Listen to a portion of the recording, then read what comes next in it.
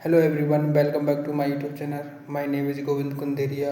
और इस वीडियो में हम IPS PO प्रीलिम्स का आज मेरा पेपर था, तो उसका सेल्फ गिवन एनालिसिस देता हूँ मैंने उसमें क्या क्या अटैम्प्ट किया था और कैसा वो पेपर था, मॉडरेट टू इजी था या कैसा था, उस बार सब कुछ उसमें बताऊँगा मैं आपको। और उससे पहले अगर आप इस चैनल पर नए हो तो चैनल को सब्सक्राइब कर लें, वीडियो को लाइक कर लें और कमेंट करके आप अपने अभी अटैम्प्ट बताएं कि आपने कितने अटैम्प्ट किए थे। और अगर आपका कोई भी डाउट है तो आप कमेंट कॉलम में पूछ सकते हो।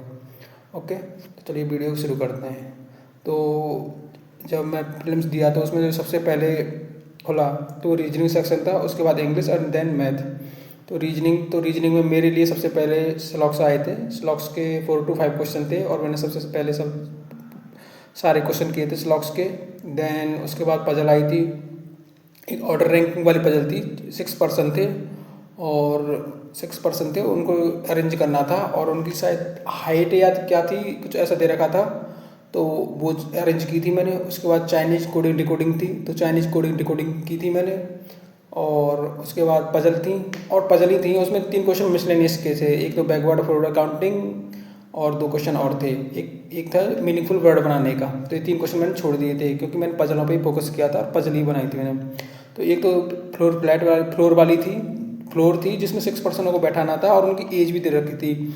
और एज ऐसा था कि अप टू 100, मतलब मैक्सिमम 100 से ऊपर किसी की एज नहीं होनी चाहिए और मिनिमम 15 से कम किसी की एज नहीं होनी चाहिए। तो एक पजल तो ये थी, ये मेरी बन गई थी ये पजल। और भी पजल थी, एक सर्कल वाली पजल थी। सर्कल पजल में ये था कि 7 पर्सन है और जिसमें मैक्सिमम 4 से ज़्यादा पर्सन आउट फेस कर रहे हैं, ऐसा था एक पजल। तो ये पजल भी मैंने बनाई थी, ये पजल भी मेरी बन चुकी थी। तो इस तरह जो मैंने रीजनिंग के सारे क्वेश्चन किए थे। और रीजनिंग में मैं और भी मेरे 32 क्वेश्चन हो सकते थे, क्योंकि आखिर में मैंने जो एज वाली पजल थी, 6 फ्लोर पर पर्सन को बैठाना था, तो वो पजल की थी मैंने। और उसको करने पर उसको मतलब डिकोड तो कर ली थी पजल। उसके बाद उसका आंसर टिक कर रहा था, तो आंसर टिक करते करते उसका एक क्वेश्चन रह गया, तो इसलिए 31 क्वेश्चन हुए हैं मेरे रीजनिंग में। उसके बाद आई थी English. English moderate to easy level की लगी मुझे, तो इतनी मॉडरेट या टफ नहीं बोल सकते इंग्लिश को। तो इंग्लिश में मैंने सबसे पहले तो वर्ड स्वैप किए थे, 4 से 5 वर्ड स्वैप थे।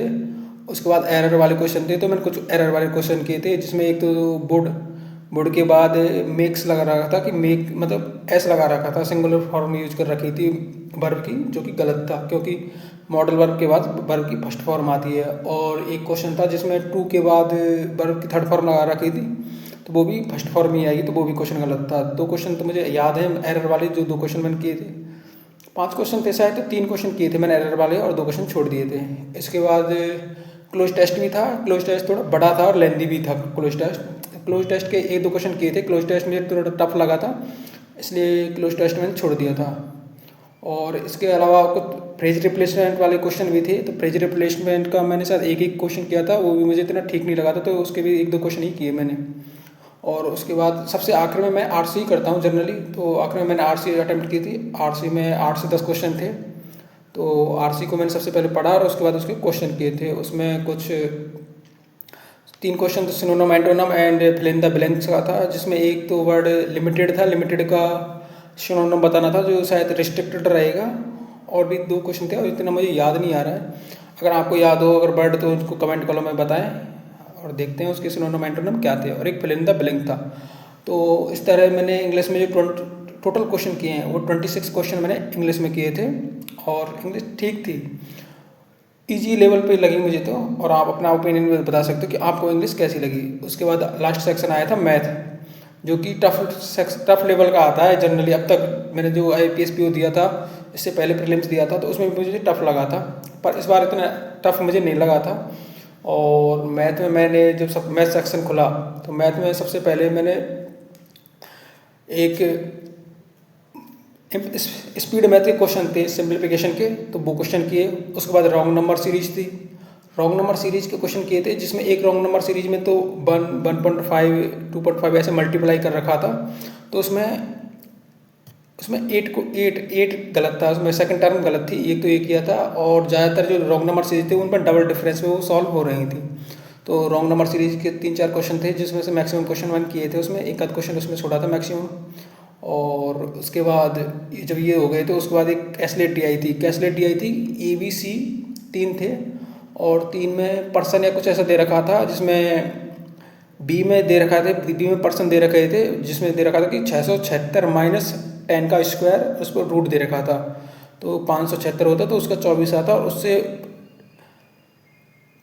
5 से 6 से 7 तो कुछ ऐसा दे रखा था, तो उससे वो ए के आ जाएंगे और उस पर आखिर में उसके सी के आ जाएंगे। तो इस तरह ABC वो कैलकुलेट डिकोड हो जाएगी। उसके बाद उसके क्वेश्चन करने थे। कैलकुलेट को डिकोड करने में इतना टफ नहीं थी, कैलकुलेट तो वो डिकोड तो ईजिली हो गई थी, पर उसके क्वेश्चन थोड़े टफ थे। तो मैंने उसके क्वेश्चन भी किए थे, एक क्वेश्चन शायद छोड़ दिया था क्योंकि एक लेंथी क्वेश्चन था, उसकी मतलब उसकी लैंग्वेज थोड़ी लंबी थी, तो इसलिए मैंने वो क्वेश्चन छोड़ दिया था। उसके बाद 2 अदर भी DI थी, जिसमें से एक DI थी, एक bar graph plus table DI थी, जिसमें दे रखा था कि उनका टोटल प्रॉफिट इतना हुआ है, और उसमें आखिर में दे रखा था, मतलब जो टेबल दे रखा था, टेबल में पर यूनिट प्रॉफिट दे रखा था कि पर यूनिट में इतना प्रॉफिट हुआ है, टोटल प्रॉफिट इतना हुआ है, और जब उनको हम डिवाइड करेंगे तो वो जो भी थिंग्स हैं वो सब आ जाएंगे कि इतनी वो थिंग्स। तो ऐसी वो DI थी, वो डिकोड की थी। उसके बाद उसके सारे क्वेश्चन किए थे, उसके क्वेश्चन में ईजिली बन गए थे, उसमें मुझे इतना परेशानी उसमें नहीं हुई थी, तो वो बन गई। तो उसके बाद एक DI और थी, वो बार ग्राफ, शायद बार ग्राफ थी, इससे पहले वाली लाइन ग्राफ और वो थी टेबल DI, अब ये थी बार ग्राफ वाली। बार ग्राफ वाली में दे रखा था कि टोटल प्रॉफिट या था या क्या था, इतना दे रखा था, 2 लाइन दे रखी थी, तो उस वाले क्वेश्चन थे, तो उसको वो इजीली डिकोड हो जा रही थी। वो थोड़े क्वेश्चन उसके लेंदी थे, पर अगर आप ध्यान से अगर उनके क्वेश्चन करोगे तो उसके क्वेश्चन भी हो जाएंगे। तो मैंने मैथ में क्या क्या किया था, सारे तो स्पीड मैथ के क्वेश्चन किए थे, और एक आध रॉन्ग नंबर सीरीज एक आध छोड़ा था मैंने, और 3 DI की थी मैंने, कैलकुलेट भी की थी, और 2-3 क्वेश्चन अर्थमेटिक के भी किए थे, जिसमें एक क्वेश्चन तो था अर्थमेटिक का सिंपल ऐसा ही पता, सिंपल इंटरेस्ट में, जिसमें ऐसा था कि अमाउंट मुझे एग्जैक्ट याद नहीं है, पर ऐसा था जैसे कि 21,000 3 साल के लिए X% के इंटरेस्ट पे दिया जा रहा है, और अदर एक अमाउंट था जो मान लो जैसे कि 15,000 रुपये X+4% के इंटरेस्ट पे, और सेम टाइम 3 साल के लिए दे जा रहा है, और इन दोनों को मिलाकर एक इंटरेस्ट रिसीव हो रहा है उनको। तो ये इसमें X का मान ज्ञात करना था कि X का मान क्या था, तो X का मान मेरा 8 आया था, और आपका क्या आया था आप भी बता सकते हो। और एक तो ये क्वेश्चन था, एक पार्टनरशिप वाला क्वेश्चन था, वो क्वेश्चन किया था मैंने पार्टनरशिप वाला, जिसका आंसर 420 आ रहा था। 420 मतलब P और Q 2 पर्सन थे, जो एक P एग्जैक्ट अमाउंट याद नहीं है, तो P जैसे कि 8,000 रुपये इन्वेस्ट कर रहा है, और Q 12,000 रुपये इन्वेस्ट कर रहा है। P 6 महीने बाद 1/3 विड्रॉ कर लेता है, और फिर एनुअल प्रॉफिट P का 400 रुपये होता है। तो इसके बाद फिर Q का कितना प्रॉफिट है वो निकालना था। फिर ये था कि उसमें Q का प्रॉफिट, Q के इनिशियल इन्वेस्टमेंट का कितना परसेंटेज है, तो ये 20 आया था, इसका 20% इसका आंसर था। तो ये मेरा आया था, आपका क्या आया था आप भी बता सकते हो। तो इस तरह जो मेरे मैथ के जो टोटल अटैम्प्ट हुए, तो मैथ के मेरे टोटल अटैम्प्ट 27 क्वेश्चन मैंने इसमें मैथ में अटैम्प्ट किए हैं। तो इस तरह इंग्लिश में मैंने सबसे पहले रीजनिंग में 31 क्वेश्चन किए थे, इंग्लिश में 26 और मैथ में 27 क्वेश्चन अटैम्प्ट किए हैं। और इस तरह टोटल जो क्वेश्चन मैंने अटैम्प्ट किए वो 84 क्वेश्चन मैंने इसमें अटैम्प्ट किए हैं।